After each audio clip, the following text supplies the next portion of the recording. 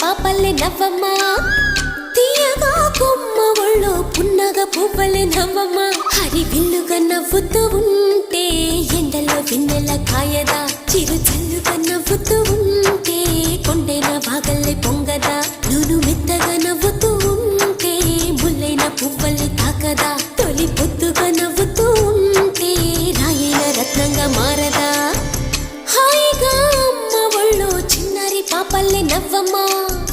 తీయగా కొమ్మ ఒళ్ళో పున్నగ పువ్వలే నవ్వమ్మ